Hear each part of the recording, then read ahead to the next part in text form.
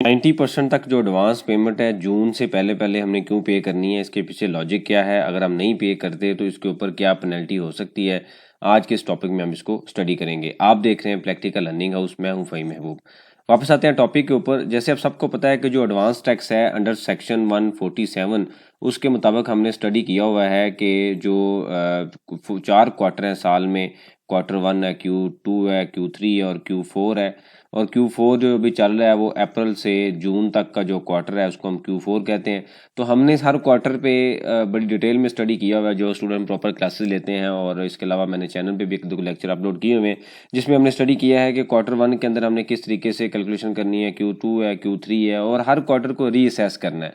तो पर्पस सिर्फ और सिर्फ ये है, जो अंडर सेक्शन एडवांस टैक्स 147 ये कहता है कि जो पूरे साल में, यानी कि लेट्स से हम कहते हैं कि 10,000 आपकी लाइबिलिटी यहाँ बनती है, 10,000 यहाँ पे बनती है, और 20,000 लेट्स से यहाँ बनती है, और 30,000 यहाँ पे बनती है, तो टोटल बनता है 70,000। तो ये साल के एंड पे हमने जमा करवाना होता है। तो कानून ये कहता है कि ये जो टैक्स है ना, इसको आप पार्शली जमा करवाते जाएं मुझे। मतलब साल के एंड पे हम क्या करते हैं, हम यहाँ पे हम सेल लिखते हैं, उसके बाद कॉस्ट ऑफ सेल होता है, फिर जीपी है, फिर कुछ हमारे एक्सपेंसेस होते हैं, फिर आता है नेट प्रॉफिट बिफोर टैक्स आता है। ठीक है, तो यहाँ पे आके कहीं टैक्स कैलकुलेट होता है। तो यहाँ पे ये जो फिगर है 70,000 की कैलकुलेट हो रही है, जो भी हमने एग्जांपल देखी है। तो रूल ये कहता है कि इसको आप पूरे साल के एंड पे, चूंकि आपने पे करना होता है 30 सितंबर जो लास्ट डेट है इसकी रिटर्न फाइलिंग की, एज पर रूल जो होती है। तो रूल ये जो कंपनी के लिए 31 दिसंबर रहता है, कंपनी के लिए 30 सितंबर होती है, और बाद में एक्सटेंड भी होती रहती है। तो कानून ये कहता है कि ये जो 70,000 टैक्स है ना, ये आपने साल के एंड पे चूंकि जाके मुझे पे करना है, तो मुझे आपने उसी साल के हर क्वार्टर में असेस करना और पे करते जाना है। तो ये क्यों बनाया गया है, जैसे हमने पहले भी स्टडी किया था कि गवर्नमेंट ने अपने कैश फ्लो मेंटेन करने होते हैं। अक्सर हम देखते हैं, सुनते भी हैं कि गवर्नमेंट ने अपने क्वार्टर 1 का, क्वार्टर 2 का टारगेट अचीव कर लिया। तो वो इसी वजह से अचीव होता है क्योंकि जो एडवांस टैक्सेस हैं वो भी उनको रिसीव हो रहे होते हैं। तो गवर्नमेंट ने ये रूल बना दिया, एफबीआर ने ये रूल बना दिया कि जो साल के एंड का जो टैक्स है उसको बजाय कि हम पूरे साल के एंड पे लें, हम उसको हर क्वार्टर में थोड़ा थोड़ा टैक्स लेते रहते हैं, ताकि जो एट द एंड जाके ये टैक्स एडजस्ट हो और हमें साल के एंड पे जाके आखिरी क्वार्टर की ही लाइबिलिटी मिले। अब फर्दर उसने ये कह दिया, अब आपके जहन में क्वेश्चन ये आ सकता है कि मेरा जो टैक्स बनता है 70,000, तो मैं 4 क्वार्टर में सिर्फ 40,000 पे कर देता हूँ।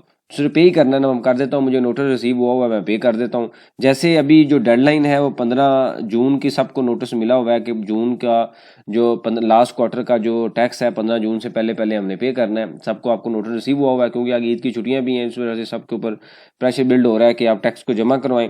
तो आपके जहन में ये आ सकता है कि जी मैं क्या करता हूँ कि 40,000 तक जमा करवा देता हूँ, मेरी लाइबिलिटी चाहे जितनी मर्जी हो, मैं अप्रॉक्सीमेट अमाउंट जमा करवाता हूँ। ऐसा नहीं है, रूल ने ये कहा है कि भाई ये जो 70,000 है ना, इसका 90% आपने 4 जो क्वार्टर हैं, Q1 है, Q2 है, Q3 है और Q4 है, इन 4 क्वार्टर में इसका जो 90% है पे हुआ होना चाहिए। मतलब ये है कि 90% तक इन 4 क्वार्टर में ऑलरेडी पे हो चुका हो। और जो 10% है ना, इसकी उसने हमें एक छूट दे दी है, एक हमें रिलैक्सेशन दे दी है कि आप ये क्या करें, जब आप रिटर्न फाइल करेंगे ना एनुअल, तो उसके साथ पे कर लें।